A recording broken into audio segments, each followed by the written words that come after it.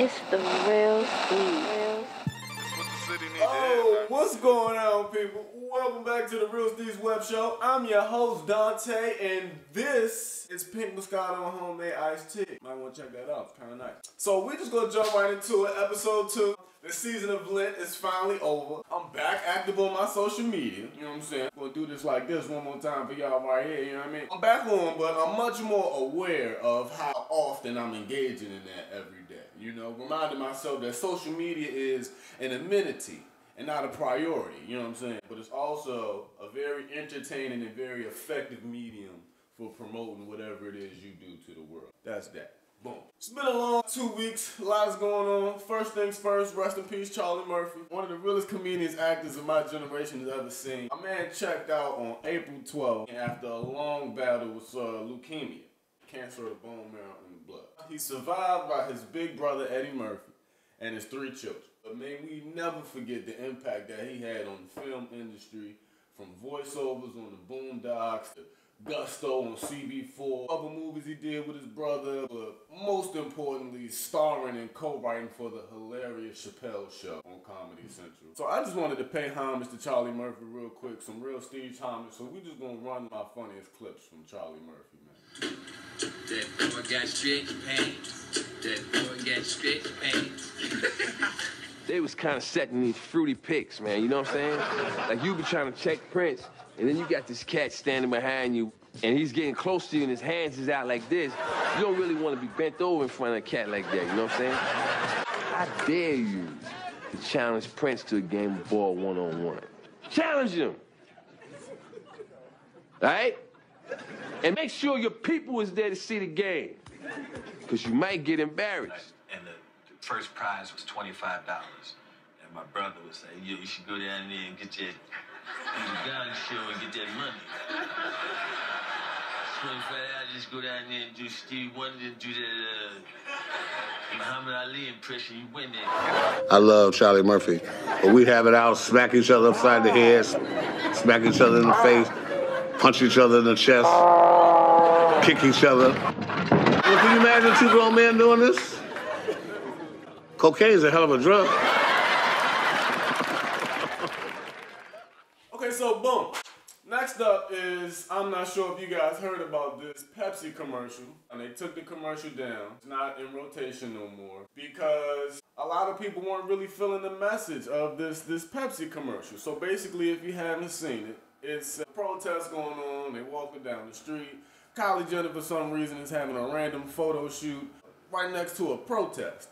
You know, random shots of Muslims and Africans and Asian dudes playing the cello. Like, you know, they try to give you all this imagery of culture and ethnicity going on. And then Kendall Jenner just walks through all of them after they get Kendall Jenner. I'm sorry. I've been calling her Kylie. Kendall Jenner. You know, they all the same to me, goddamn. Kendall Jenner is the only one who's brave enough to walk through this crowd of ethnic people, of multicultural people, hand the police officer a Pepsi, and as soon as he cracks it and sips it, the crowd starts cheering. It's peace, it's happiness, everyone's brought together, no more protesting. Now that's some bullshit, but it get real when Martin Luther King's daughter tweet, "Oh, so all my father needed was a can of Pepsi." Now that's draw. Like, that's where it get bad. Like, that's exactly what's wrong with the commercial in the first place. Like, just stay in a cola's place and taste good. Like, that's all we need you to do is promote how good your soda tastes. Leave the social politics out of it because you're doing it wrong, B. You're doing that shit wrong. And another thing that I think most young Americans want mainstream media to understand is that Kendall, Kylie, none of that Kardashian, they do not represent us. We do not relate to rich millionaire heiresses who never had to put in no work in to get nowhere. She's not connected to any of the minority discrimination, police brutality. That's not her crowd. So to put her in a position to be in any type of socially symbolic commercial, let alone using her as the main character, was a horrible idea from the jump. But the majority of us around the world were not feeling that commercial. So no shout outs to them for that. Moving on. Now, this is where it gets fun. So, quick question. Is it just me, or did Kendrick Lamar patiently wait for Drake to drop More Life before he dropped his first little single, The Heart Part 4. Then he dropped, I remember syrup sandwiches and crumb allowances, finesse a nigga with some counterfeits, but now I'm counting them. That shit was fine. Then the album dropped. We thought it was gonna drop on the 7th because he said on the end of Heart Part 4, y'all got till April the 7th to get y'all shit together.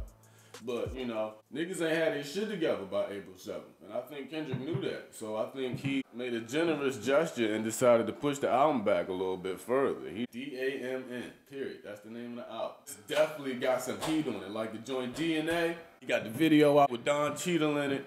He in that joint. What'd he say? Use a bitch or homo probably switch inside your DNA. The problem is all that sucker shit inside your DNA. Then he got the joint Triple X with U2 on it. I'm not really sure what part U2 is on it. I guess they must be the niggas singing in the background in that one little part.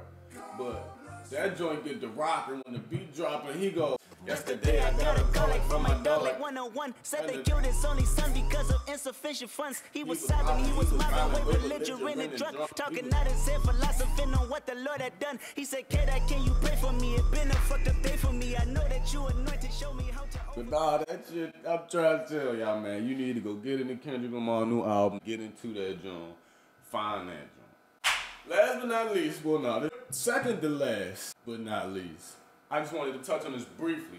Briefly because we are not a politically driven show here on the Real Steeze Web Show. I want to make that clear. I personally believe that anything owned, funded, or controlled by the government suffers from some type of form of corruption, which is pretty much everything. I'm fed up with the government and all that, but that's another story. But no, old McDonald done went straight George Bush on 2 countries in the same fucking week, Joe. In less than 6 days, he bombed Syria, then he bombed Afghanistan. But then he hit Afghanistan with the biggest non-nuclear shit we got that ain't never been used. And if y'all think that that's not about to cause up some global tension, sleep. I tell you one thing, if they start the draft back up, I'm doing everything I can to not be eligible for that shit. I'm gonna get some reverse liposuction and put on like 300 pounds so I don't pass the physical requirements. I will buy some crack and make a peanut butter and cocaine sandwich and punish that the day before my drug test. I'm not playing. Or they can send me to jail like Muhammad Ali. Cause I ain't floating for no butterfly or stinging like no beef for no money. I ain't throwing no bowls for the USA, so I'm real life, okay? Fuck that.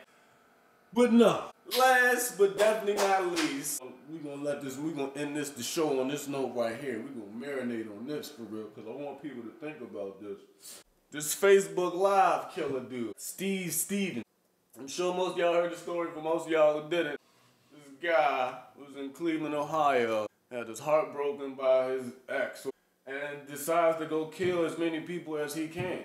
We're not sure how many people he actually killed. That number isn't confirmed, but there has been a video of him wickedly just murdering an old man walking down the street, minding his business. Before he goes out, kills the old man, he does another video in his car. He's briefly just telling everybody why he's about to go out and kill innocent people. He get to saying, she broke my heart, I started gambling, I lost everything, ain't got shit. I called my mom, tell her I'm about to go kill a bunch of people she wasn't really trying to hear. Well, it's their fault, man. It's a shame, because, you know, innocent people gonna die today. Just talking real nonchalant about the situation, right?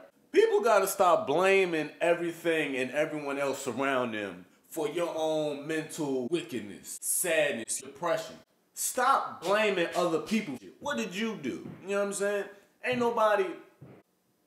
I'm not even about to get in there. It's frustrating. But this is my thing about it, though. I think it's deeper than that. Because after that video came out, a lot of different stories started coming up about his whereabouts. But we can't track a fat black dude in a white Ford Fusion constantly Facebook living from his cellular device. We don't got the technology to track that down. No. Now, I'm not frustrated on the government not doing their job. The government don't ever do their fucking job. And I can't put my finger on what it is. You know what I'm saying? God rest that old man poor soul. But I think that whole situation is a cover-up or a distraction or a starting point for something. I'm not sure, y'all, but the whole story just don't sound right to me. Just stay woke, man. Read between the lines, man. Pay attention. Pay attention, man, because it's deeper than what it really is for real, man.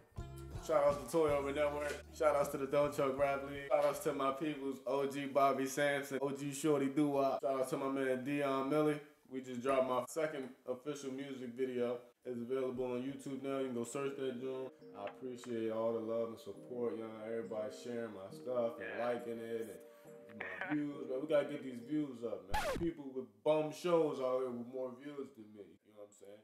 Show love on the YouTube just like y'all show love on the Instagram, man. I need that support. I need that encouragement, that criticism, them suggestions, all that. All that helps me get better every show. Hey, look, you gotta do is tell me what is in for. I smoke a lot of weed, I'm on my shit, though. I had you in the backseat, real lit, though. Then dropped another EP, real quick, though. The 5 years of that post-secondary. Nothing but essays and lyrics, I need a secretary. I had to cut niggas off cause that shit was necessary. And I ain't showing